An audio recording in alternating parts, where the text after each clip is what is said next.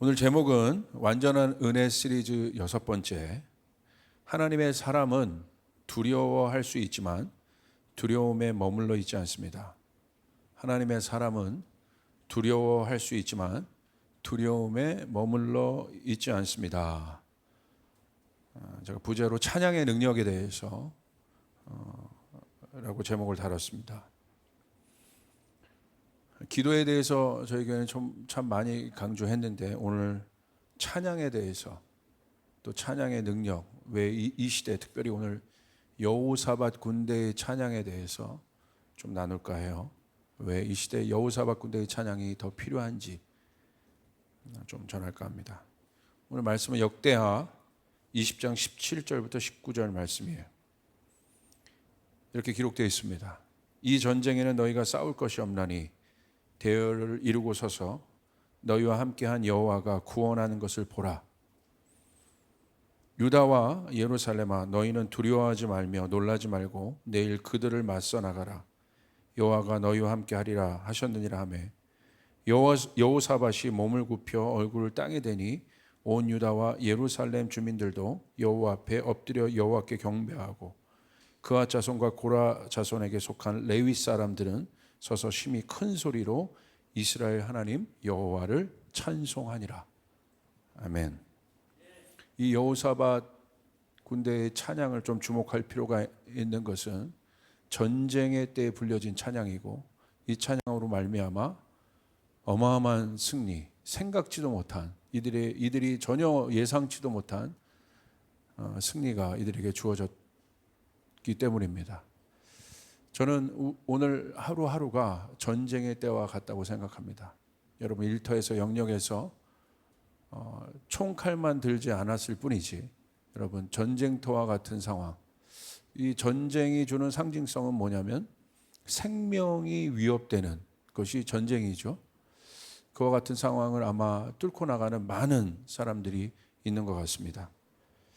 그 속에서 사람들이 느끼는 가장 강력한 감정은 바로 뭐냐면 두려움이라는 감정이에요.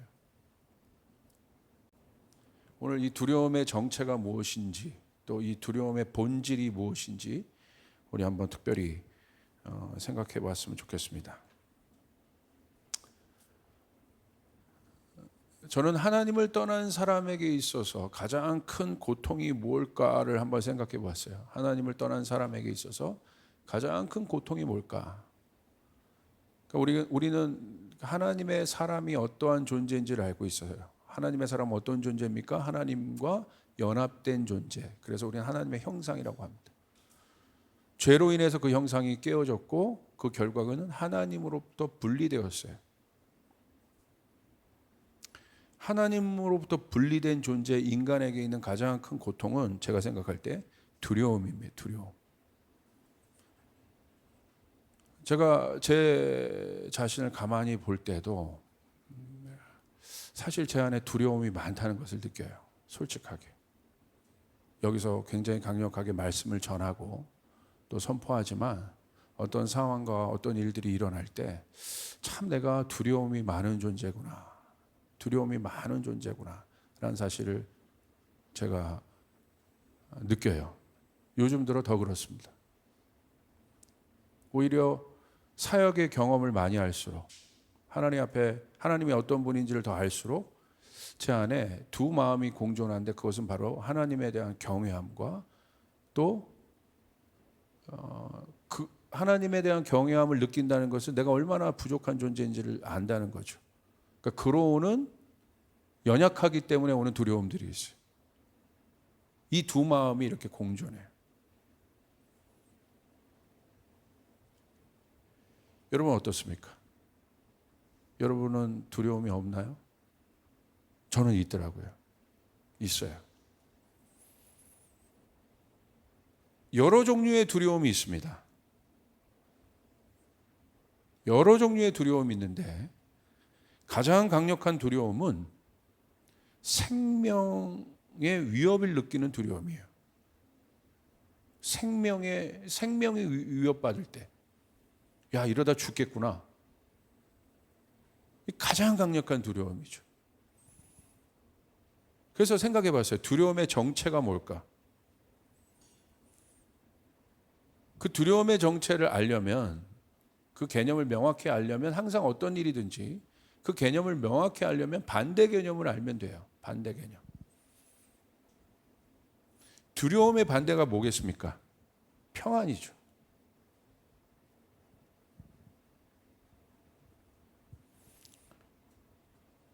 그런데 두려움과 평안은 이미 표출된 상태예요. 드러난 상태. 뿌리가 있습니다.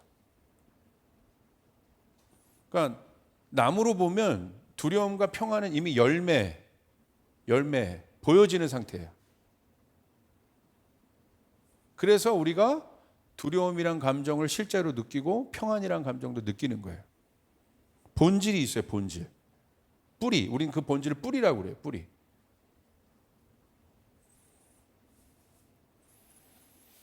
두려움의 뿌리는 뭐겠습니까?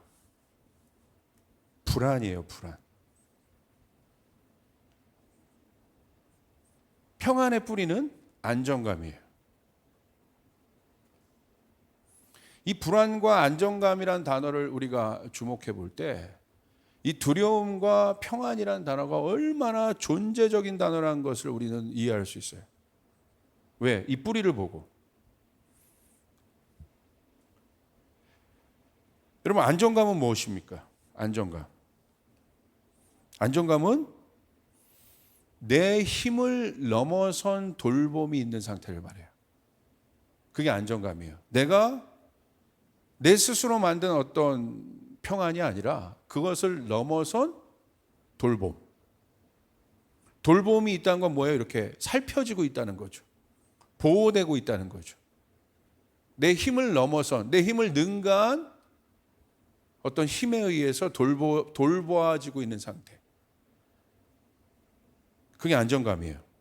예를 들어서 항상 제가 그 안정감에 대해서 설명할 때 어떤 설명을 드립니까? 아이가 태어났을 때 아이의 안정감은 무엇입니까? 엄마 아빠의 품이에요. 월등한 존재의 품에 안겨 있을 때 그게 안정감이에요. 그 월등한 존재로부터 엄마 아빠의 품으로부터 그 엄마 아빠의 품 자체가 뭐예요? 공급이고 보호고 모든 것이죠. 그 속에서 본능적으로 이 아이는 안정감을 느껴요. 본능적이에요. 이 안정이란 감정은 굉장히 본질적이고 본능적인 거예요. 두려움도 마찬가지예요. 본능적인 거예요. 불안도. 이 아이에게 펜트하우스는 의미가 없어요. 근데 많은 사람들은 펜트하우스에 안정감을 둬요. 그죠? 아이에게 펜트하우스가 안정감이 되겠습니까? 의미 없는 거예요. 의미가 없는 거. 비싼 보석이 아이에게 안정감이 될 수 있겠습니까? 내가 원하는 집이 아이에게 안정감이 될 수 있겠습니까? 아니에요. 그건 부수적인 거예요. 근데 많은 사람들은 그것을 안정감이라고 생각해요. 사회적 지위와 명예가 안정감이 될 수 있겠습니까? 왜 사람들이 그걸 얻으려고 할까요? 그런 게 있으면 내가 평안하다고 느껴지는 거예요. 그런데 없으면 불안해. 이거는 본질이 아니라는 거예요. 있으면 좋은데 없으면 불안해. 보석이 있으면 좋죠. 보석이 있으면 좋죠. 보석이 있는데 싫겠어요? 여러분 남자친구가 여러분 그래도 괜찮은 보석을 여러분에게 주면 여러분 여기서 좋아요 싫어요? 이제는 솔직하네. 네. 나는 뭐 병뚜껑 이렇게 잘라가지고 이렇게 꽂아주는 거 그런 것도 상관없고요. 그냥 굴이라도 아니면 뭐 빵 묶는 그 철 조각 뭐죠? 그거 있잖아요. 그걸로 반지 만들어서 나에게 주고 뭐 토끼풀로 반지 만들어줘도 상관없어요. 진짜 아니잖아요. 그것도 물론 좋겠지만 이왕이면 내가 좋아하는 남자가 그런 걸 더 해주면 더 좋죠. 그러나 그건 본질이 아니잖아요.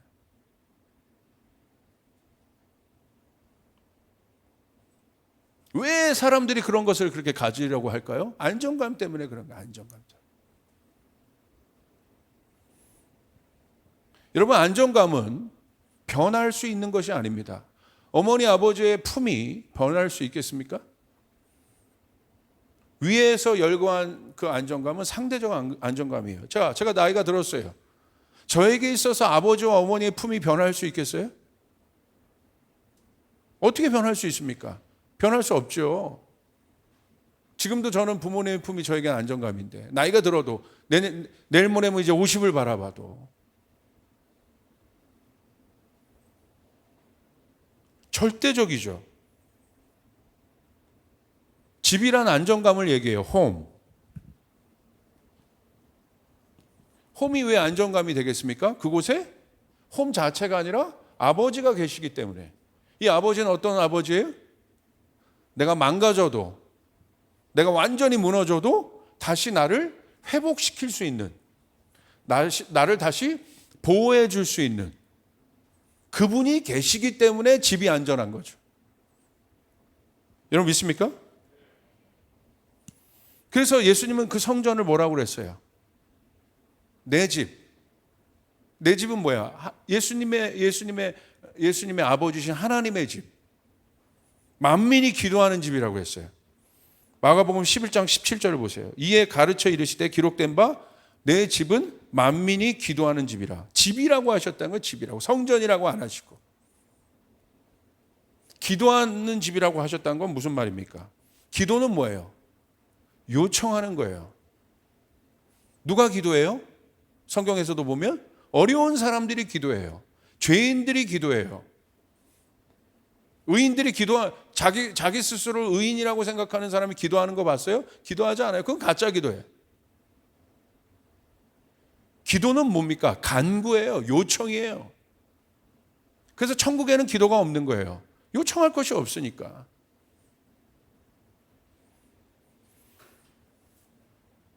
어려운 사람들이 기도해요. 그 집이 강도의 구렬이 된 거예요. 그래서 예수님이 어떻게 하셨습니까? 그 성전을 둘러엎으셨어요. 분노하셨어요. 그것은 그 당시 성전이 얼마나 타락했는가를 보여주는 현상이죠. 굉장한 실제적인 일들이었죠. 어려운 사람들이 돌봄을 받지 못하는 성전은 의미가 없다는 거예요. 기도가 막혀 있지 않습니까? 그런 성전은 의미가 없는 거예요. 종교인들로만 가득한 그 성전은 예수님이 바라볼 때 무너져야 될 것이었어요.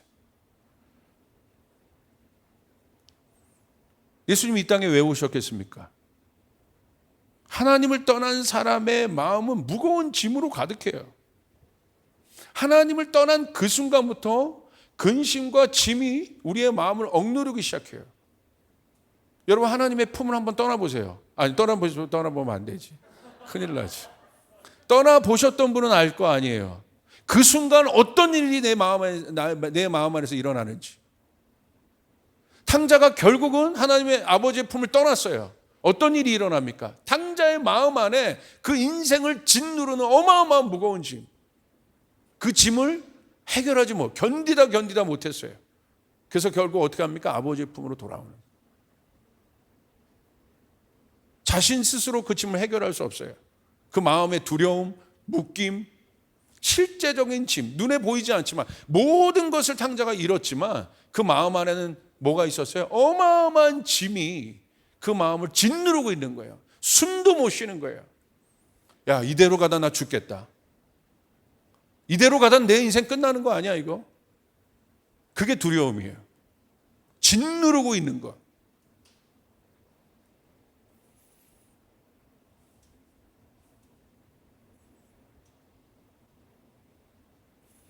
그 문제는 자기 힘과 능력을 해결할 수 없는 것입니다. 그 짐은. 내 힘으로 해결할 수 없는 가장 큰 문제. 그래서 예수님께서 뭘 선포하셨어요? 천국을 선포하셨어요. 왜 천국을 선포하셨습니까? 천국은 짐이 없습니다. 할렐루야. 아멘. 여기 눈물이 없어요. 여기 무거운 게 없어요. 여기 노동이 없어요. 그래서 예수님이 실제로 천국을 선포하셨다는 거예요. 그 천국이 어디에 있어요? 우리 마음에 있다고 하셨어요. 천국이 마음에 있다는 건 뭐예요? 짐이 없다는 거야. 슬픔이 없다는 거야. 눈물이 없다는 거예요. 할렐루야. 너무 실제적인 거예요. 사람의 마음 안에 있는 가장 무거운 짐이 바로 뭡니까? 아까 얘기했죠? 그 두려움, 결국 그 불안. 이 불안의 원인은 뭐예요? 죄죠. 하나님을 떠난 분리. 결국 사망이죠. 사망을 해결할 수 없다는 거예요.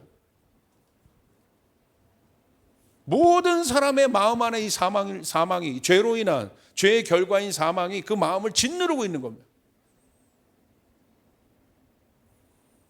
왜냐하면 작은 걱정이어도 그 걱정이 결국은 3살 버릇이 80살까지 가는 것처럼 이 작은 눈덩이와 같은 그 작은 죄가요, 어마어마한 단계의 죄가 되는데 결국 어떤 죄가 돼요?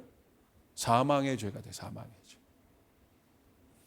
요번에 그 친구가 인터뷰했잖아요. 남성들을 나체 사진 찍어서 올린 어떤 20대 청년이 인터뷰를 했잖아요. 왜 그런 짓을 했냐고.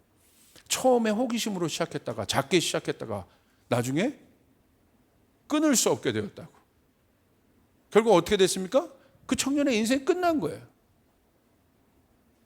작게 시작했다는 거예요. 여러분, 그 인터뷰가 제가 충격적이에요. 작게 시작했다는 거예요. 근데 나중에는 그 엄청난 자기 인생을 파멸하는 과속으로 달리는 그 덤프 트럭과 같은 그 어마어마한 죄의 트럭을 세울 수 없었다는 거예요. 그래서 그 친구가 뭐라고 해요? 오히려 고맙다고 하잖아요. 그것을 끊어주셔서 고맙다고 하죠. 얼마나 괴로웠을까. 사망인 거예요. 결국 끝나는 거예요. 그게 두려움의 정체예요. 그게 사망의 본질이에요.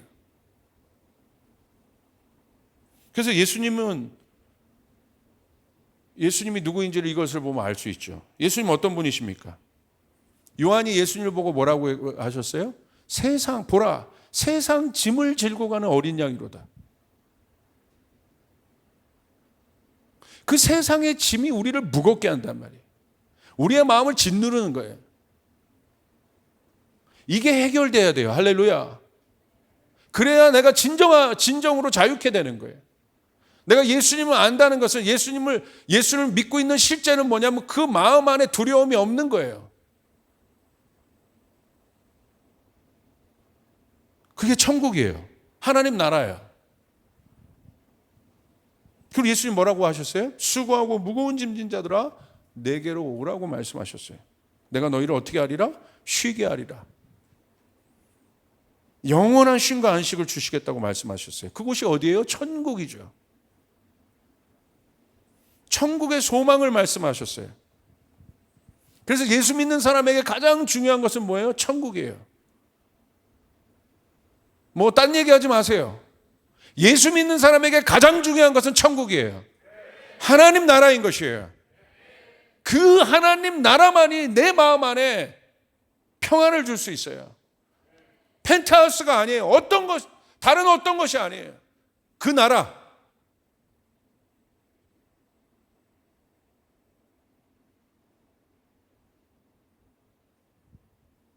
그 천국이 우리 마음에 임하는 것은 실제적인 거예요.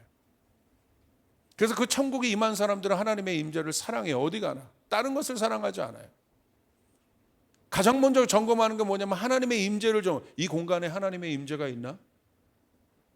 저 사람에게 하나님의 임재가 있나?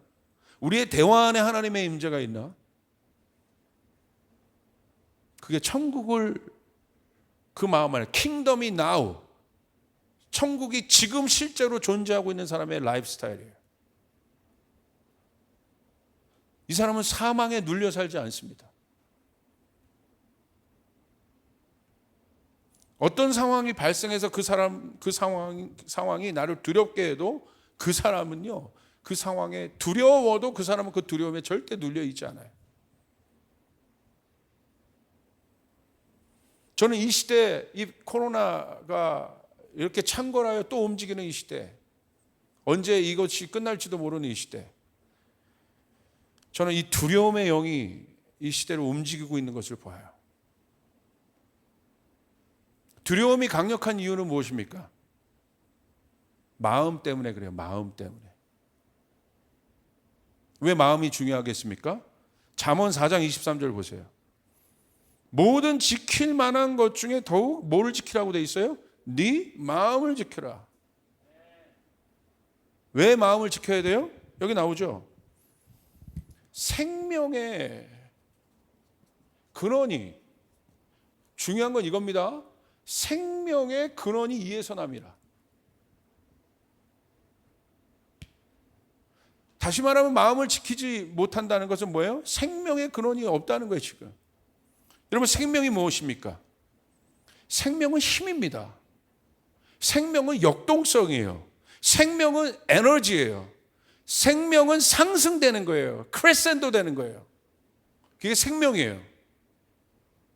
독수리가 날개 치며 올라가는 힘이에요. 이게 생명이에요. 생명은 수렁에서 건져내는 하나님의 구원이에요. 생명은 죽어있던 마른 뼈를 소생시키는 하나님의 능력이에요. 이게 생명이에요. 그래서 마음을 지키라는 거예요. 그 힘이 이 마음에서 나기 때문에 마음을 내어주지 말라는 거예요. 마음을 지키라는 거예요. 아멘. 마음을 빼앗기는 순간 뭐가 장악하기 시작해요? 영적인 겁니다. 두려움이, 분노가, 근심이, 걱정이 우리를 사망케 하고 우리를 짓누르는 것들이 우리를 장악하기 시작해요. 그래서 우리 내면을 파괴합니다. 여러분, 그 생명이 우리 마음 안에 있습니다. 그래서 영의 생각은 생명과 평안이라는 거예요. 생명과 평안은 하나인 거예요. 생명이 있는 곳엔 평안이 있습니다. 평안이 있는 곳엔 생명이 있습니다. 두려움이 있는 곳엔 생명이 없어요. 두려움은 죽음의 속성인 거예요. 파멸의 속성인 거예요. 태초에 흑암과 혼돈과 어두움으로 가득한 세상에 운행하는 하나님의 통치가, 하나님의 영이 생명인 거예요. 흑암이 있지만, 어둠이 있지만, 혼돈이 있지만, 내 삶에 그와 같은 상황이 있지만 내가 그와 같은 상황에서 두려워하지 않는 것은 생명의 영인 하나님의 영이 그곳에 운행하고 있기 때문에. 아멘. 이건 실제적인 겁니다. 그래서 사단은 어디를 공격합니까? 여러분 명심하십시오. 사역자들 명심하십시오. 이 예배를 드리는 분들 명심하십시오. 사단은 어디를 공격해요? 마음을 공격한다는 거예요. 정확하게 알아요. 왜 마음을 공격해요? 내가 오늘 그냥 기분 나빴어. 내가 열받았어. 아니에요. 왜 거기서 끝납니까? 하나님의 사람들이. 오늘 말씀을 보십시오. 모든 생명의 근원이 마음에서 난다는 거예요. 마음에서요. 사단은 모든 것을 동원해서 그 마음에 불화살들을 날릴 준비를 언제든지 하고 있어요. 찬스를 보고 있어요. 나를 잘 알아요, 사단은. 내 연약함을 알아요. 내 심리를 알아요. 내 감정을 알아요. 사단을 무시하면 안 됩니다. 조나단 목사님이랑 얘기하는데 그런 얘기를 했어요. 이런 걸 깊이 얘기했어요. 우린 목회를 하고 있기 때문에. 목회는 사람을 상대하는 것이기 때문에. 사람의 내면을 보는 것이기 때문에. 깊이 논의했어요. 많은 일들이 있었어요. 밤새 이야기하면서 결국 하나님의 마음으로 그 모든 것들을 돌파하면서 저희가 내린 결론, 웃으면서 그 결론을 내렸어요. 사단이 얼마나 강력한 것에 대해서 우리가, 하나님도 강력하지만 고백할 수밖에 없었던 건 이런 얘기를 하는 거예요. 목사님, 사단은 인간학 박사인 것 같습니다. 내가 막 웃었어요. 맞다. 정확하다. 최고의 권위자다. 인간이 누구인지를 아는, 하나님 다음으로 인간이 누구인지를 아는 최고의 권위자다. 하나님이 나를 제일 잘 알죠. 내가 내 자신을 잘 알죠. 또 누가 내 자신을 잘 알까요? 사단이죠. 영이니까. 그리고 사단은 인간 심리학 박사라는 거야. 내가 봤을 때 박사란 말보다 더 뭐예요? 그랜드 마스터. 석좌 교수. 어마어마한 거. 오늘 조지훈이라는 내면의 마음을 가지고 사단은요, 석좌 교수의 논문을 쓰고 있어요, 지금. 너무 잘한다는 거야, 나를. 그래서 마음을 공격합니다. 이유는 명확해요.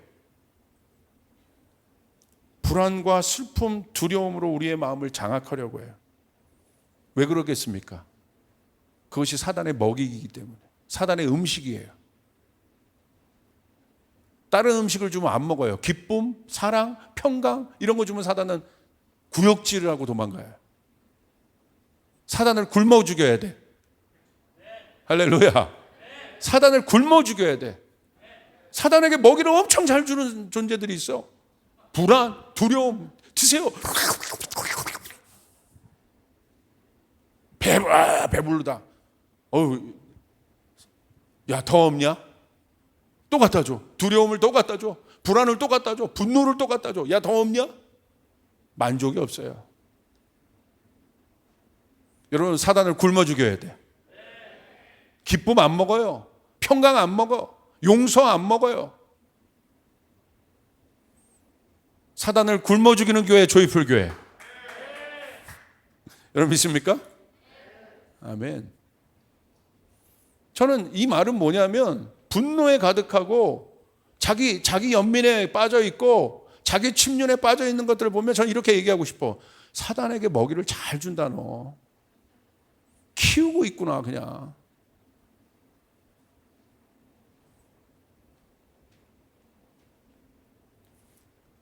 왕노릇 하는 거, 왕노릇.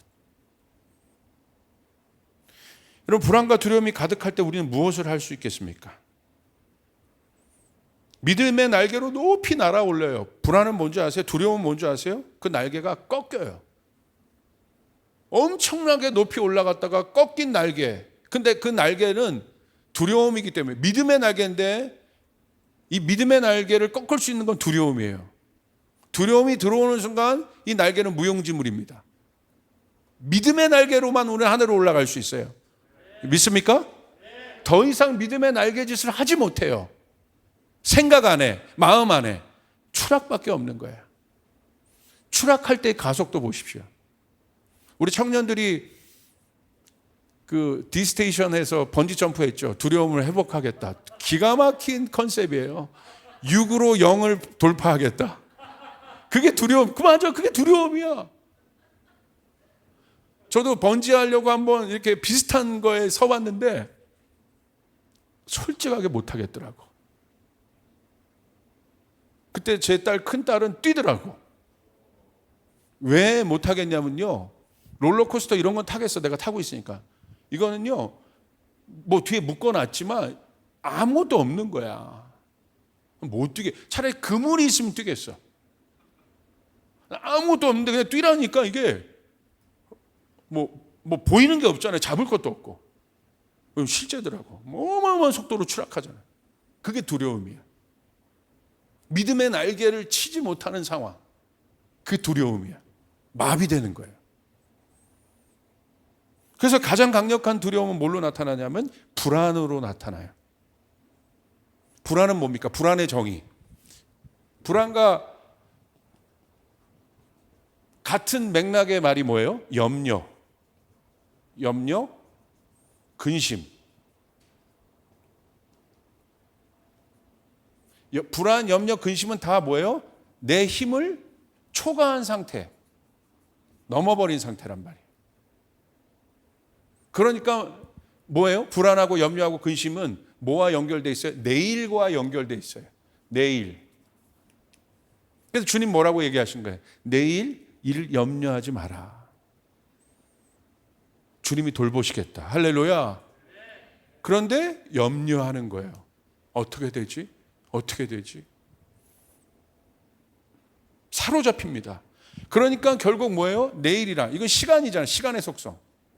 시간에 묶여버린 상태.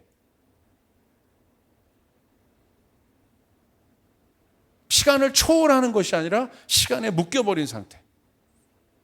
이게 두려움이에요. 두려움은 뭐냐면 저는 성경적으로 이렇게 정의하는데, 요거 한번 설명하고 갑시다. 이 두려움의 끝이, 두려움이 아주 막 집약된 것을 우리 뭐라고 얘기하냐면 트라우마라고 해요. 트라우마.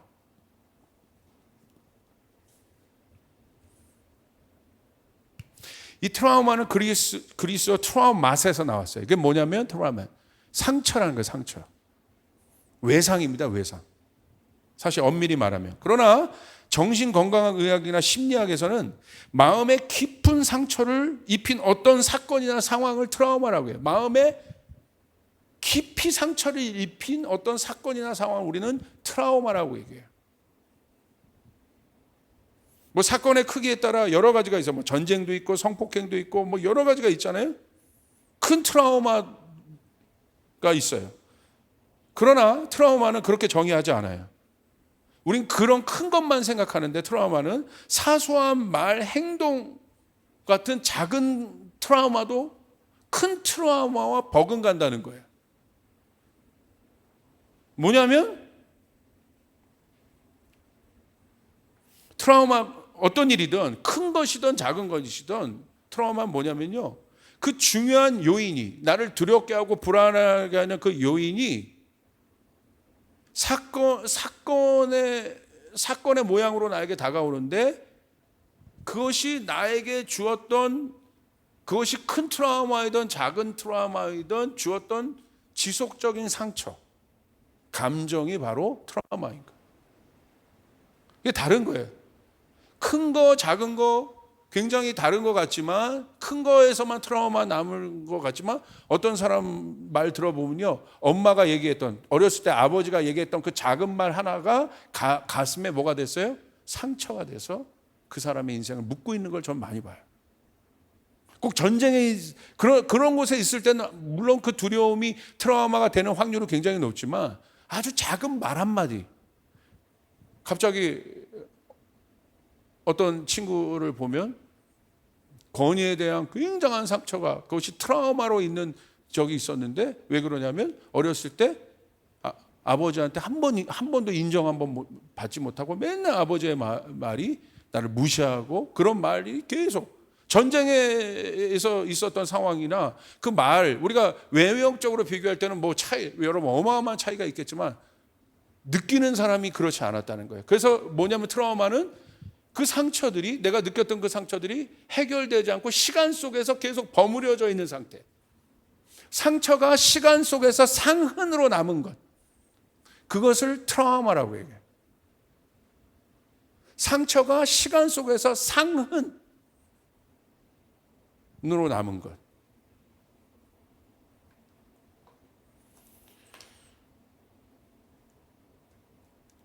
그런데 어떤 사람은 뭐 예를 들어 이런 거 이게 사람마다 다른데 그 상황에 갔다고 해서 그 사람이 다 그 트라우마를 겪느냐?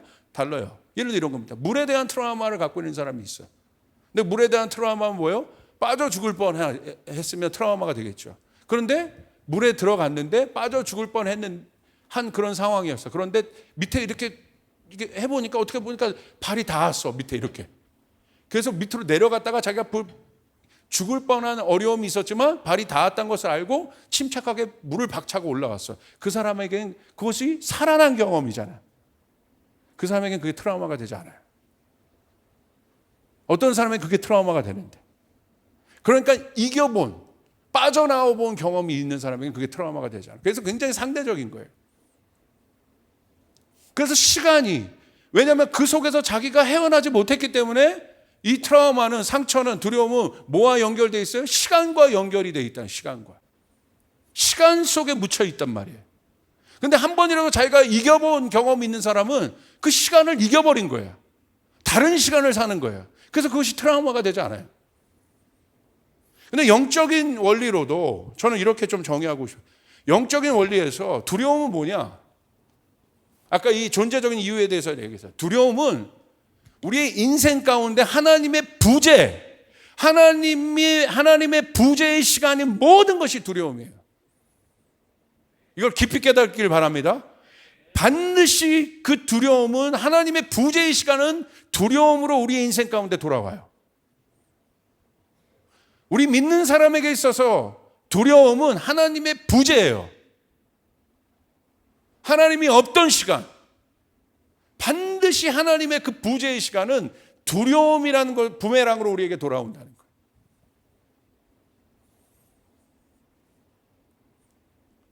하나님의 아버지의 부재를 겪은 탕자가 아버지 앞에 돌아서 회복을 경험하고, 탕자가 가장 중요시했던 건 뭘까요? 다시는 아버지를 떠나지 않을 거야.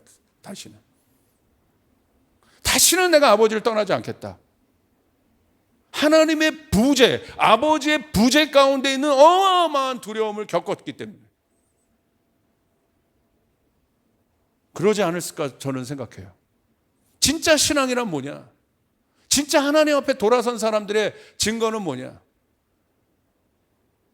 하나님께 돌아온 사람들에게 해결되는 가장 강력한 돌파는 뭐냐? 바로 이 시간의 해결인 거예요. 시간 속에 버무러진 그 상처가 상흔이 되었는데 그 시간이 없어진 거예요. 할렐루야. 다시는 돌아가지 않는 거야, 그 시간으로. 왜? 하나님이 나를 구원했기 때문에. 아멘. 하나님이 나를 구원하셨기 때문에, 그 시간에서 나를 건져내셨기 때문에.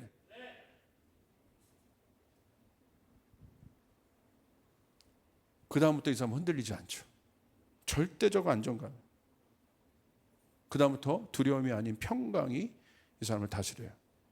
오늘 이와 같은 상황이 있어요.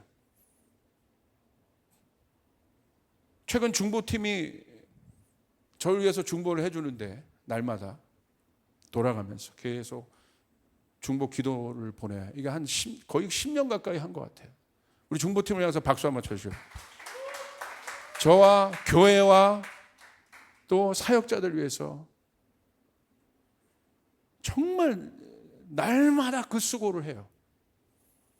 이 중보팀이, 어떤 중보팀이 이제 뭐 문자를 써서 올리기도 하고 녹음을 해서 올리기도 하는데, 누군지는 모르겠는데 한 자매가 이 여호사밧에 대한 말씀을 올렸어요.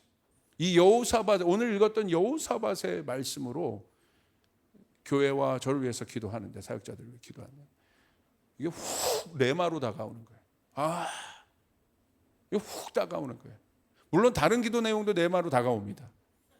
이게 말씀도. 근데 이게 훅 다가오는 거예요. 이 시대에 더 레마란 건 그 시대에, 그 상황에 맞는 거예요. 이게 훅 들어오는 거예요. 그래서 여호사밧을 제가 다시 묵상하고 보기 시작했어요. 그런데 볼수록 맞구나, 이 시대. 첫 번째, 여호사밧이 처한 상황이 전쟁의 상황입니다. 그런데 이길 수 없는 전쟁이에요. 역대하 20장에 여러분,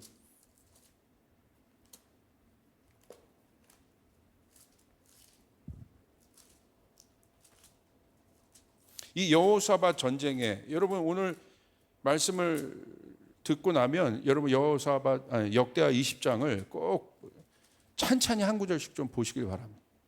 여러분 아는 것처럼 여호사밧은 어떤 왕이었습니까? 하나님 앞에 신실한 왕이었어요. 많은 개혁을 이루어냈던 왕이었어요. 하나님의 사람이었어요. 그런 여호사밧에게 위기가 닥칩니다. 모압, 암몬, 마온 사람들이 연합군을 형성해서 다가와요. 한 나라, 한 족속을 여러분 이기는 것도 힘든데 세 족속이 힘을 합쳐 여러분 다가오는 거, 얼마나 이게 위기의 상황이겠습니까? 엄청난 어려움이 엄습했고, 아까 그랬죠? 이 전쟁이라고. 전쟁은 생명을 다루는 거라고 그랬어요. 그러니까 우리의 신앙도 결국 전쟁인 거죠. 사단은 우리의 생명을 앗아가길 원하는 거고, 사망을 주길 원하는 거고, 예수님은 그 사망을 이기신 그 생명을 주길 원하시는 거예요. 할렐루야. 적용해 보세요. 그런데 여러분 놀라운 말씀이 있어요. 역대하 20장 3절. 이 어마어마한 하나님의 사람 여호사밧 왕도 이렇게 기록되어 있습니까? 기록되어 있습니다. 여호사밧이 두려워하여. 여호사밧도 두려워했네. 우리가 아는 여호사밧은 두려워하지 말아야죠. 근데 여호사밧이 두려워했다는 거야. 성경은 너무나 정직해요. 엘리야도 두려워했다는 거야. 다윗도 두려워했어요. 성경은 이 두려움에 대해서 여러분 추상적으로 다루지 않아요. 우리 내면 안에 있는 두려움을 성경은 추상적으로 다루지 않아요. 여러분이 느끼고 있는 두려움을 성경은 추상적으로 다루지 않아요. 오늘 여러분 안에 그 두려움이 있다고 한다면 여러분 돌파되는 일들이 일어나길 바랍니다. 추상적으로 다루지 않아요. 정직하잖아요. 여호사밧이 두려워하여.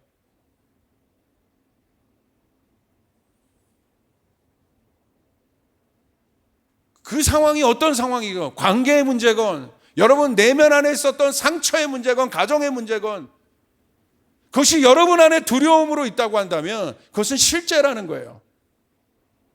이 시대가 겪는, 이 세대가 겪는 경제로 인한 두려움이든, 아마 경제로 인한 두려움이 가장 크겠죠. 실제라는 거예요. 다시 말하면 두려움이 없는 사람은 없습니다. 그러므로 반드시 두려움을 다뤄야 해요. 아멘? 차이는 무엇입니까? 우리 인정합시다. 두려워할 수 있습니다. 제가 여러분에게 이 설교에 처음 시작할 때 여러분에게 솔직히 말했잖아요. 제 안에 두려움이 있다. 아유, 목사님 저는 두려움 없어요. 진짜요? 여호사밧도 두려워했는데 제가 봤을 때 여호사밧만큼 그런 분은 없는 것 같은데 만약에 그것이 없다면 지금 상대적인 거겠죠. 예. 전쟁 앞에서 제가 난민 사역이나 이런 데를 가보면요 진짜 두려움이 생물 같아요. 실제 그들의 눈을 보면 진짜입니다. 진짜 내일이 없잖아. 그런데 여러분 여호사밧 보십시오. 두려워했지만 그 두려움에 머물러 있지는 않았다는 거예요. 여러분 하나님의 사람은 넘어질 수 있지만 그 넘어짐에 머물러 있지 않아요. 하나님의 사람들은 분노할 수 있지만 분노에 머물러 있지 않습니다. 분노가 없다는 건 거짓말이에요. 두려움이 없다는 건 거짓말. 그런 티칭은 거짓말이에요. 성경은 절대 그렇게 다루지 않아요. 성경은 우리에 대해서 말할 때 절대 그렇게 말하지 않아요. 예수님이 창에 찔리고 예수님이 찢기신 것이 추상적인 것이 아니에요. 실제적인 거예요. 예수님의 수치는 실제적이었어요. 시로락이 하나 걸치지 않은 채 십자가에 달렸단 말이에요. 그것이 실제적인 겁니다. 추상적이 아니에요. 주님이 하나님의 말씀이 육신이 되었다는 건 추상적인 것이 아니에요. 아멘.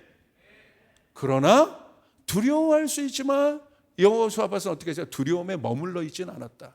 실패했지만 실패에 머물러 있지 않았다. 분노했지만 분노에 머물러 있지 않았다. 음란한 생각이 들었지만 음란한 생각에 머물러 있지 않았다. 목사님 저는 음란한 생각 절대 안 들어요. 신문호 전사님에게 묻습니다. 음란한 생각이 듭니까 안 듭니까? 예? 김대현 전사님 크게 웃었는데 김대현 전사님 옆에 뒤에 황정경 간사님이 계시는데 음란한 생각이 들 때 있습니까 없습니까? 이제 두 손으로 대답해. 정직 맞아요. 맞죠? 저는 결혼했기 때문에 절대 그러지 않아요. 저는 성직자니까 절대 그러지 않아요. 거짓말하지 마세요. 저는 성직자니까 절대 분노하지 않아요. 저는 목사니까 조이풀 교회 그래도 이 임재가 있는 예배에 있는 교회 목사니까 저는 절대 그런 마음이 없어요. 거짓말. 제 마음은 그러지 않아요. 제 마음이 그러지 않습니다. 똑같은 인간이에요. 주님만 거룩하신 거예요. 주님만 오르신 거예요. 아멘. 사람을 우상화하지 마세요.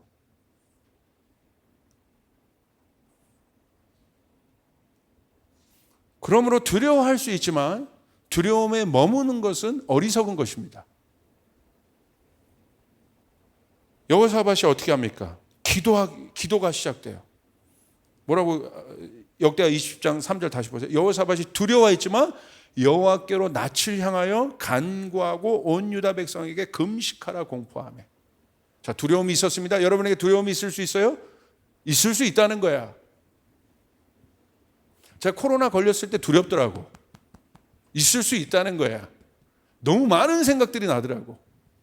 있을 수 있다는 거예요. 그러나 하나님의 사람은 거기 머물러 있지 않아요. 아멘. 여호와께 얼굴을 구합니다. 간구합니다. 온 유다 백성에게 금식하라 공포합니다. 20장 4절 유다 사람이 여호와께 도우심을 구하려 하여 유다 모든 성읍에서 모여와서 여호와께 간구하니라. 자, 여러분에게 말씀드립니다. 두렵지만 기도해야 합니다. 두려움이 해결되고 기도하는 게 아니에요. 다시요. 두렵지만 기도해야 돼요. 열받지만 기도해야 돼요. 분노가 있지만 기도해야 돼요. 분노가 해결되고 기도하는 게 아니에요. 아멘? 기도는 내 마음 안에 있는 두려움의 돌을 제거하는 작업이에요. 돌밭이 있잖아요. 기도는 뭔지 아세요? 포크레인 하나가 딱 와서 내 안에 있는 돌밭들을 제거하는 거야. 돌들을. 밭인데 내 안에. 그러니까 두려움이 있으면 말씀이 떨어져도 열매가 맺지 못해. 와서 기도하기 시작할 때 돌들이 제거되는 거예요. 기도하기 시작하면 두려움의 호흡을 다시 어떤 호흡으로 돌려줘요? 기도하면 이제 영의 호흡이 시작되거든. 두려움은 육의 호흡이에요. 막 거칠어져. 그런데 기도는 영의 호흡인 거예요. 영의 호흡으로 호흡이 찾아오게 안정감을 갖기 시작해요. 그게 먼저예요. 기도하기 시작하면 빛의 문이 열리기 시작해요. 영이 활성화가 되기 시작해요. 그래서 기도하면 두렵지만, 다시요. 기도하면 두렵지만 말씀을 읽기 시작해요. 말씀을 찾아가기 시작해요. 기도하면 두렵지만 찬송 소리에 귀를 기울이기 시작해요. 기도하면 두렵지만 하나님의 뜻을 향한 안테나를 세우기 시작해요. 간절해지기 시작하는 거예요. 벌써 처세가 바뀌었죠? 죄에 눌려있는 것이 아니라, 어둠에 눌려있는 것이 아니라, 두려움에 눌려있는 것이 아니라, 그렇지만 해결을 향하여 나가기 시작해요. 하나님의 뜻을 붙잡아 가기 시작해요. 할렐루야. 간절해져요. 단순해져요. 하나님의 뜻을 향하여 안테나가 아주 강력하게 세워지기 시작해요. 저희 성도 중에 코로나가 걸린 분이 있어요. 이게 다행히 접촉자들 분들도 모든 분들이 음성이 되었어요. 다 음성이 되고. 신실한 분들인데 그래도 다행히 다 음성이 되었어요. 하나님 앞에 참 감사합니다. 할렐루야. 할렐루야. 그래서 제가 그분이 코로나가 걸렸을 때 계속 그분을 돌보기 시작했어요. 왜? 알거든. 어떤 상황인지. 저 상황이 어떤 상황인지 저는 알거든. 어떤 교수님이 암에 걸렸어요. 지금 암에 걸린 상태를 계속 저에게 업데이트를 해줘요. 그럼 저희가 할 수 있는 건 잘은 모르지만 교수님. 뭐라고 오늘 응답을 이렇게 문자를 보내고 기도를 했냐면 저는 그와 같은 상황이 아니어서 잘은 모르지만 기도하겠습니다. 기도하겠습니다. 그거를 앞에 달았어요. 잘은 모르지만. 근데 이 상황은 너무 잘하는 거예요. 이런 상황이겠다. 가족인데. 그래서 제가 얼마나 간절히 또 어떤 분이 이제 접촉이 돼서 그분이 이제 검사를 받으셨는데 아마 이 방송을 듣고 계실 거예요. 할렐루야. 검사를 받으셨는데 이게 한 번에 응답이 나온 것이 아니라 재검이 나와야 돼. 재검이 나와요. 와, 재검이 나오면 거의 다 양성인데. 와, 이거 큰일 났다. 이게 그럴 상황이 아닌데 이게 막 그렇게 되면 막 엉키고 꼬이는 거예요. 그래서 조나단 목사랑 막 저희가 이민국장이랑 재우 경제랑 태스크포스 팀을 만들어가지고 막 기도하고 막 열심히 그 다음 대응도 어떻게 해야 될까 막 준비했어요. 막 기도도 물론 했지만 우리 사역자들도 같이 기도 제목을 올리고 드디어 내일 그러니까 오늘이죠. 기도 응답을 받는 날이야. 아니 기도 응답이 아니라 검진의 응답을 받는 날인데 제가 얼마나 얼마나 간절히 기도했냐면요, 꿈에 음성 꿈을 꿨어. 음성 꿈을, 이게 아침 보통 8시 9시에 오전에 그 답이 나오는데 제가 한 6시쯤에 음성 꿈을 너무 실제적으로 꿔서 꿈에 굉장히 행복했어요. 하나님 진짜. 그러면서 깼는데 꿈이야. 너무 아쉬웠어요. 이거 하나님이 하시나 보다, 이런 마음이 이렇게 들기도 했어요. 근데 확률적으로 그러지 않거든. 근데 막 그것이 막 공존하면서 그렇게 생각했어요. 근데 갑자기 중보팀이 문자를 딱 보내온 거야. 뭐가 뭐냐면, 아까 썼던 그 기도 텍스트 문자 딱 온가 동시에 음성 메시지가 딱 온 거예요. 그런데 제가 음성 메시지를 보는 순간 어떻게 보였냐? 음성이 도대체 음성, 양성이 아니라 음성 메시지가 됐다, 음성이다. 음성이다. 음성 메시지는 그 보이스인데, 파지티브, 네거티브가 음성인데 저는 보이스, 음성. 얼마나 간절했으면 음성 메시지다. 간절하니까 그것도 취하게 되더라고. 하나님 그렇게 될 줄 믿습니다. 근데 시간이 지나는데 안 오는 거예요, 응답이. 주여, 그래, 마음을 딱 먹었어요. 근데 조나단 목사님한테 전화가 왔습니다. 조나단 목사님이, 먼저 성도는 가만히 있다가 목사님 양성입니다 이렇게 했지만, 두 번째 오늘 음성은 할렐루야, 할렐루야.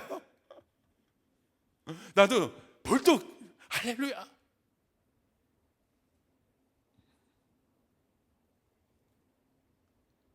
그게 기도예요. 아멘. 여기서 그냥 한 게 기도가 아니라 하나님을 향한 간절함, 하나님을 향한 갈망, 불안하지만 기도하는 거, 내 마음 안에 불확실하지만 기도하는 거, 그게 기도인 거예요. 여러분, 기도하면 어떤 일이 일어나냐면 영이 활성화가 되기 시작하고, 아까 초점이 맞춰지기 시작하고, 말씀에 귀를 기울이기 시작하고, 민감해져요. 그러면 여러분 기도하시길 바랍니다. 여호사밧이 기도한 거예요. 그리고 나서 여호사밧이 어떻게 합니까? 5절 이하에 보시면 하나님의 광대하심을 선포해요. 여전히 불안합니다. 믿음으로 선포하기. 기도하니까 이 마음이 생기는 거야.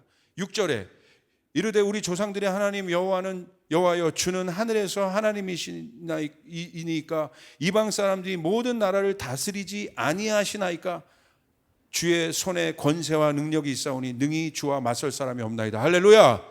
이 문제를, 내 안에 있는 두려움, 이 상황의 두려움을 해결할 수 있는 분은 주님밖에 없습니다. 열방의 두려움을 해결할 수 있는 분은 주님밖에 없습니다. 왜? 하나님은 위대하십니다. 내 인생의 두려움을 해결할 수 있는 분은 주님밖에 없습니다. 전능하신 하나님을 바라봐야 돼요.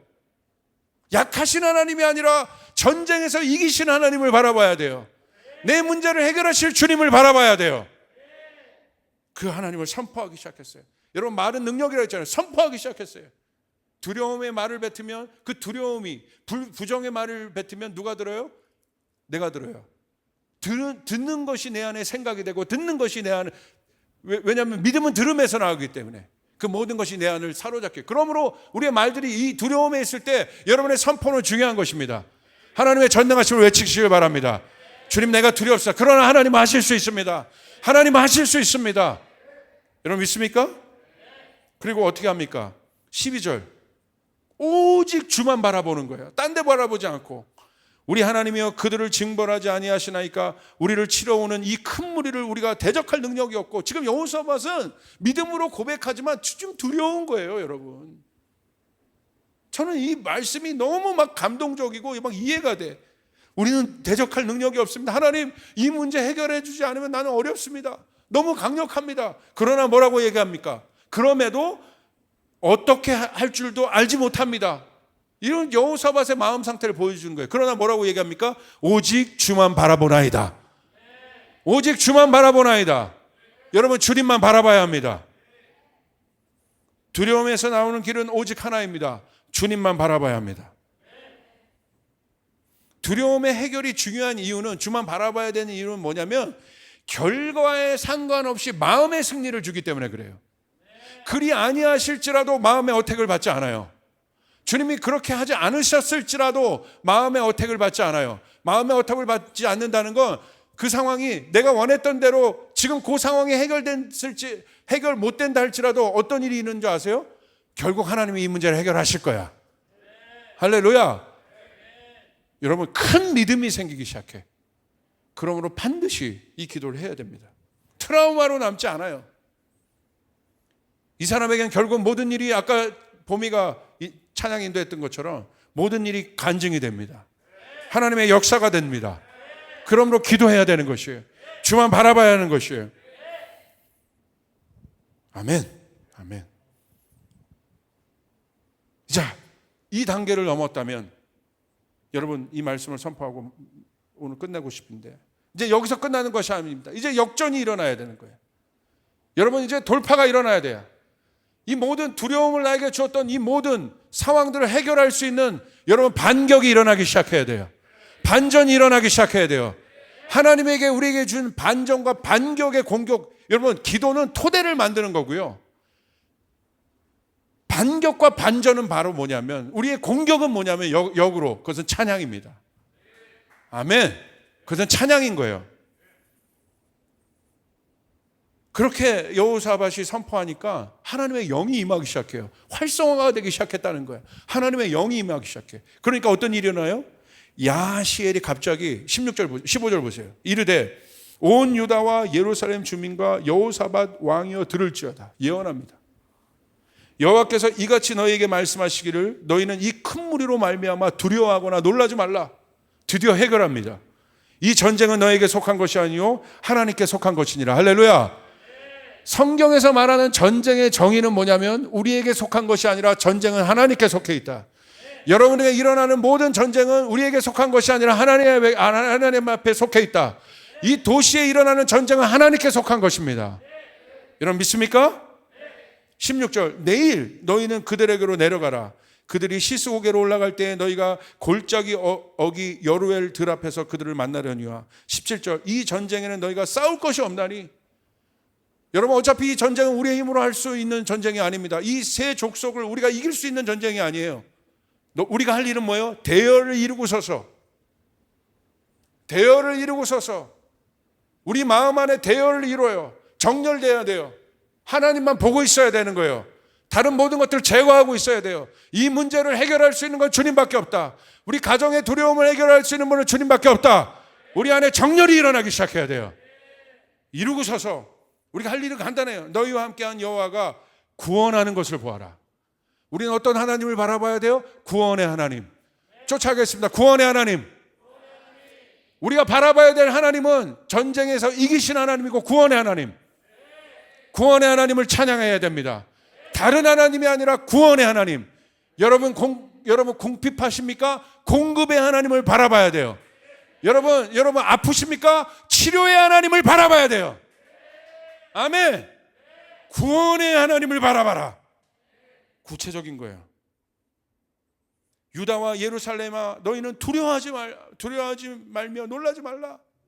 여기 또 나오잖아요. 잠깐. 내일 그들을 맞서 나가라. 여호와가 너희와 함께 하리라 하셨느니라 하매. 18절 여호사밧이 몸을 굽혀 얼굴을 땅에 대니 온 유다와 예루살렘 주민들도 여호와 앞에 엎드려 여호와께 경배하고. 여호와 앞에 경배하고. 여기 뭐라고 나옵니까? 그 다음에 19절을 보세요. 여기가 중요해. 그들이 이제 두려워하지 않고 야시엘의 여러분 명령에 따라 예언에 따라 그들이 완전히 엎드려 하나님을 바라봅니다. 선포되었습니다. 여기 19절 그앗 자손과 고라 자손에게 속한 레위 사람들은 서서 심히 큰 소리로 이스라엘 하나님 여호와를 찬송하니라. 할렐루야. 찬송하기 시작합니다. 근데 어떻게?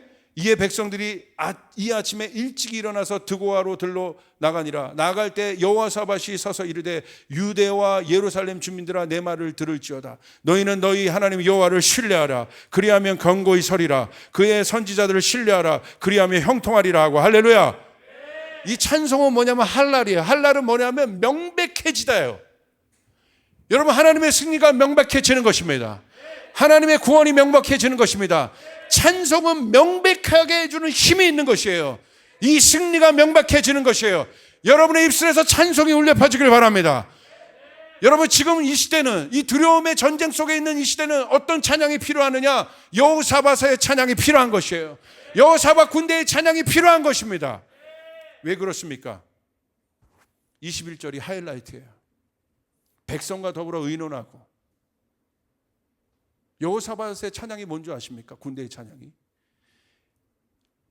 노래하는 자들을 택하여 거룩한 예복을 입히고.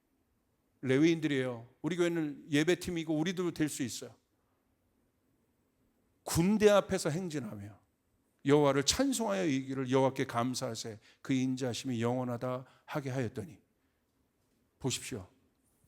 군대 앞에 노래하는 자들을 세웠다는 건 뭐예요? 레위인들이. 이거 말도 안 되잖아. 생명을 걸었다는 거예요. 맡겼다는 거예요. 이게 여호사밧 군대의 찬양이에요. 이게 기적을 일으키는 찬양이에요. 레위 사람들이 생명을 걸고 그 앞에 섰어요. 우리 조이풀 교회가 이 여호사밧 군대로 일어나길 바랍니다. 저희 교회의 콜링은 예배입니다. 우리 모두가 하나가 되었어요. 두려워하지 말고 군대 앞에 섰어요. 여러분, 우리는 여호사밧 군대의 찬양을 불러야 되는 거예요. 주님 앞에 맡깁니다. 여기 서로, 저는 이걸 만약에 영화로 만든다면 막 백성과 더불어 의논하고 노래하는 자를 택하여. 이들이 뭐라고요? 누가 설 거냐? 아마 레위들이 이랬을 거예요. 저요. 제가 가겠습니다. 제가요. 한 명도 전 군대가, 여호사밧과 함께 전 군대가, 전 백성들이 완전히 이미 전쟁에 나가지도 않고도 이미 사기가, 기운이 올라와 있는 상태. 이게 막 상상, 브레이브하트에서 그 군대가 마지막 싸울 때 그 상태. 와, 어마어마했구나. 군대 앞에서 행진하겠다. 뭐 화살이 날라올 수도 있고. 여러분 마음, 야 네가 나가 가는 거 보고 하는 거 보고 거긴 기적이 안 일어나요. 22절, 그 어마어마한 헌신, 모든 것을 내려놓은 그 헌신 속에 불려진 찬양을 통해 어떤 일이 일어납니까? 22절 우리 같이 한번 읽읍시다. 시작. 그 노래와 찬송이 시작될 때 여호와께서 복병을 두어 유다를 치러 온 암몬 자손과 모압과 세일산 주민들을 치게 하심으로 그들이 패하였으니. 23절 곧 암몬과 모압 자손이 일어나 세일산 주민들을 쳐서 진멸하고 세일 주민들을 멸한 후에는 그들이 서로 쳐 죽였더라. 할렐루야.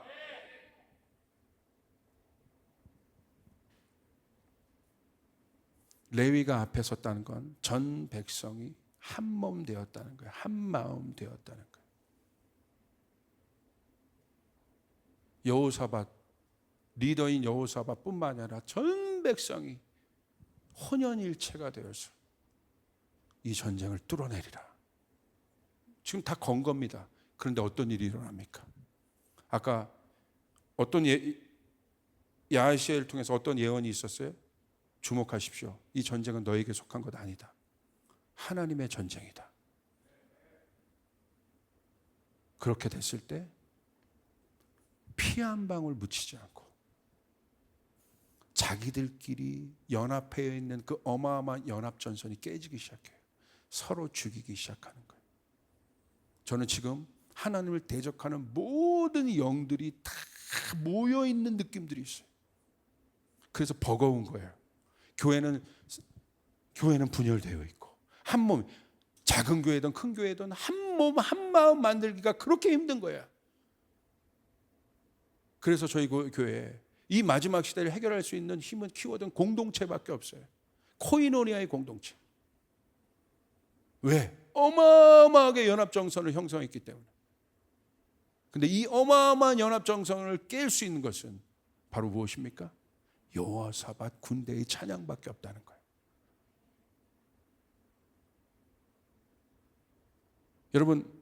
이 어마어마한 분열과 갈등과 이 연합전선이 얼마나 실제적인가를 얘기해 드릴까요? 우리 한국 안에 있는 가장 강력한 갈등이 뭡니까? 세대 분열 아니겠습니까? 세대 갈등. 윗세대와 아랫세대의 갈등. 그런데 여러분, 지금 아랫세대를 통해서, 자녀 세대를 통해서, 청년 세대를 통해서 막 선풍적인 개혁들이 일어나고 있잖아요. 갑자기 막 굉장히 모든 것에 핫한 주 세력으로 올라왔습니다. 바람직할 수 있어요. 그래서 막 기성세대들을, 물론 그러지 않겠지만 기성세대들을 막 꼰대라고 얘기하면서 막 그렇게 올라왔어. 물론 그 개혁이 필요하고 꼰대적인 그런 모습들, 잘못한 건 맞습니다. 근데 거기에 보이지 않는 엄청난 갈등의 전선들이 있어요. 그런데 그 주역이 된 청년 세대들이 요번에 이 코로나 4차 확산이라고, 대유행이라고 하는, 어디에서 주로 발생했습니까? 유흥시설. 20, 30대 유흥시설에 출입한 20, 30대에게 많이 있었다. 갑자기 확 번진 거예요. 그들이 굉장히 중요한 개혁도 일으켜냈지만 갑자기 지금 막 이렇게 해버린 거예요. 근데 제가 뭘 봤냐면요, 청소년들이요, 지금 뭐라고 하는 줄 아세요? 청소년들이 누굴 욕하는 줄 아세요? 그 20, 30대, 10대 청소년들이 20, 30대 청년들을 욕해요. 너희들 때문에 왜 우리가 피해를 봐야 돼? 이게 청소년들 안에 지금 어마어마하게 일어나고 있어요. 청년과 청소년이 저는 한 세대인 줄 알았는데 그러지 않더라고. 보니까 엄청나게 집단화되고 있는 거예요. 그 청소년들이 너희들이 유흥업소 안 갔으면 됐잖아. 학교에 가서도 하루 종일 마스크 쓰고 학원 가서도 하루 종일 마스크 써야 돼. 10시간 동안 마스크 써야 돼. 왜 우리가 너희들 때문에, 잘 우리는 이거 지키는 너희들 때문에 우리가 피해를 봐야 돼. 이러고 있어요. 야, 이건 어마어마한 시대구나 지금. 누가 누구를 그럴 게 아니구나 지금. 어마어마한 갈등들이 일어나고 있구나. 여러분, 청년 세대들 답해 보십시오. 그 청소년들의 불만을 어떻게 여러분을 받아내겠습니까? 그리고 여러분이 던졌던 그 기성세대들 향한 그 불만들, 사실 우리가 받아낼 것이 없어요. 왜? 잘못한 거니까. 그래서 우리는 그런 잘못을 안 하겠다 막 뚫고 나가면서 개혁했지만, 여러분, 그런 것도 있는 거예요. 일어나는 거예요. 이 청소년들이 이러고 일어나는 거예요. 청소년들은 청년들이랑 절대 한 세대라고 생각하지 않고 있어요. 우리는 같은 청소년이라고 그렇게 생각하는데 걔네들은 그러지 않는 것 같아. 제가 너무너무 이 현상을 보고 충격을 받아요. 여러분, 이 모든 갈등과 분열을 깰 수 있는 강력한 찬양, 하늘을 움직이는 찬양이 일어나야 되는데, 이것이 바로 여호사밧 군대의 찬양이 됨을 믿으시길 바랍니다. 믿으시길 바랍니다. 조이풀이 그 찬양으로 일어나길 바랍니다. 아멘. 선두에 서서 일어나길 바랍니다. 하나님, 하늘을 가르시옵소서. 하늘 문을 열어주시옵소서. 부흥의 불길을 부어주시옵소서. 다가올 부흥은 3세대가 함께하는 부흥이라고 여러분에게 말했습니다. 한 세대가 아니라 하나님의 세대들이 일어나는 부흥. 사도행전 2장 17절의 그 부흥이 일어나길 바랍니다. 그러기 위해서는 이 사단의 견고한 진들이 깨져야 되는데, 그것은 바로 여호사밧 군대의 찬양이다. 저는 그 찬양이 일어나게 될 수 있을 것 같아요. 여러분, 이들이 그 앞에 서면 어떻게 그들이 두렵지만 어떻게 했습니까? 기도하고 하나님을 경외하고 그들이 찬양하며 서로 격려했을 거예요. 서로 레위인들이 서로 바라보며 300용사처럼, 그래, 너 우리 앞에서 그거 있잖아, 막 두려움에 사로잡힌 것이 아니라 우리 나가면 드디어 저 어마어마한 새 족속의 연합군 앞에 우리가 맞아 죽을 수도 있고 칼 맞아 죽을 수도 있고, 그런데 서로 바라보면서, 이거 있잖아, 이 표적 영화에 보면 알지? 웅보 알지? 그래, 우리 이 찬양, 죽더라도 멋있게 죽자, 찬양하다. 갑자기, 그런데 여러분, 총알이 막 날라오고 가는, 와, 그래도 웅보 막 이러면서 비겁하게 네가 목사님 먼저 가요. 우리 네가 먼저 가. 이건 아니잖아. 이건 아니잖아. 서로 막 그 뒤에 숨고. 이들은 이미 앞에 섰다는 건 각오하고 있다는 거예요. 조이풀 앞에 섭시다. 할렐루야. 주여 그 여호사밧 군대의 기름 부음을 주시옵소서. 주시옵소서. 이건 땅에서 일어나는 일이 아닙니다. 하늘, R45, 하늘을 가를 수 있는, 하늘의 예배, 하늘의 전쟁을 이길 수 있는 그 찬양이 우리 가운데 일어날지어다. 그러므로 여러분, 두렵지만 기도해야 합니다. 두렵지만 찬송해야 합니다. 믿으시길 바랍니다. 우리 하나님은 강력하십니다. 하나님은 위대하십니다. 찬송합시다. 찬양합시다. 기도를 넘어 찬양합시다. 찬송이 울려 펴지길 바랍니다. 기도를 넘어선 찬송이 우리 가운데 여러분 일어나길 바랍니다. 새 노래가 울려 펴지길 바랍니다. 예언적인 노래들이 울려 펴지길 바랍니다. 찬송합시다. 할렐루야. 아멘. 기도하겠습니다. 하나님, 저희 가운데 기도를 주셨고 이제 더 나아가 찬송의 옷으로 우리를 입혀 주시옵소서. 하나님 통치하시옵소서. 찬양 속에 거하신 하나님 일하여 주시옵소서. 사단의 견관진들을 무너뜨려 주시옵소서. 아버지 하나님, 찬송하는 자들이 일어날지어다. 여호사밧 군대로 일어날지어다. 각 교회에 찬송하는 자들이 일어날지어다.